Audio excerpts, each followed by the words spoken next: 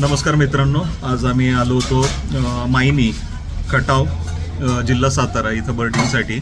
आणि इथं येण्याचं कारण म्हणजे आम्ही लोकसत्ता किंवा लोकमत याच्यामध्ये अर्जुन चव्हाण यांची मुलाखत, जे सर आहेत इथं हायस्कूलला आणि पत्रकार म्हणून काम करतात, तर त्यांची सकाळला काम करतात, त्यांची मुलाखत पाहिली. आणि या भागामध्ये सुद्धा येरळवाडी, सूर्याची वाडी इथं तलाव आहेत आणि या तलावांमध्ये जे टॉपचे मायग्रेटरी पक्षी समजले जातात ते इथं येतात. तर आपण सरांकडून माहिती घेऊया की कोणते पक्षी इथे येतात. आम्ही आज ते पाहिलेलेच आहेत त्यांच्या नमस्ते सर. नमस्ते. नमस्ते. तर मला आपल्याला विचारायचं होतं की हे कोणते तलाव आहेत जिथं हे आपण पक्षी पाहू शकतो? खटाव तालुक्यातील साधारणतः येरळवाडी, सूर्याची वाडी, मायनी आणि त्याच्या शेजारी असणारा कानकात्रे तलाव, हे चारही तलाव आहेत. या चारही तलावावरती फ्लेमिंगो पक्षी हे येतात. फ्लेमिंगो पक्षी हे या तलावावरती मुख्य आकर्षण आहे. पण याच परदेशी पक्ष्यांच्या बरोबर बार हेडेड गूस हा देखील या ठिकाणी येतो. त्याला आपण मराठीमध्ये पट्टेरी हंस असं म्हणतो.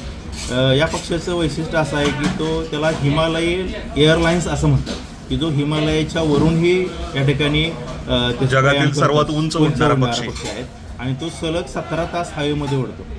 याच पद्धतीनं पोचाड आहेत, लालसरी बदक आहे आणि नकटा बदक आहे, नंतर या ठिकाणी इंडियन रोलर आहे.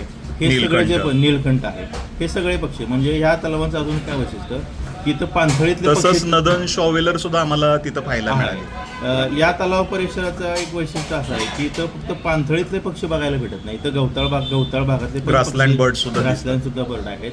आणि जे पक्षी शिकारी पक्षी आम्हाला फाल्कन्स काही बघायला भेटले. बरोबर, हे या भागातलं वैशिष्ट्य आहे की इथं सर्व प्रकारचे पक्षी, ग्रासलँड आणि वेटलँड दोन्ही बर्डिंग तुम्ही या भागामध्ये करू शकता.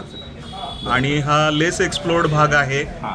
इथं कमर्शियलायझेशन नाही कोणतेही. मला दुसरे सांगले की इथं 17 मार्च 2021 साली शासनानं राजपत्रित केलेली ही चारही ठिकाणं आहेत.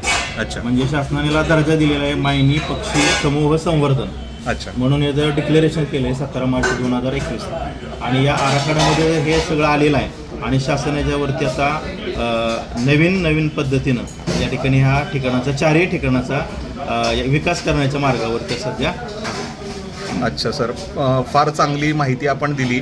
आपल्यामुळं आम्हाला नवीन पाहायला भेटलेली आहेत. आणि सरांचं एक नवीन पुस्तक पक्ष्यांच्या बाबत प्रकाशित होतं आहे, त्याच्याबद्दल मायनीचे पक्षी असं त्यांचं पुस्तक प्रकाशित होतं आहे. त्याबद्दल आम्हा सर्वांतर्फे माझे पक्षी मित्र आणि गुरु डॉक्टर विधिन कांबळे सर, तसंच महाविद्यालयाचे प्राध्यापक प्रसाद लोखंडे सर, आज आम्ही एकत्र कॉफी सरांबरोबर घेतलेली आहे पुस्तक प्रकाशनाला.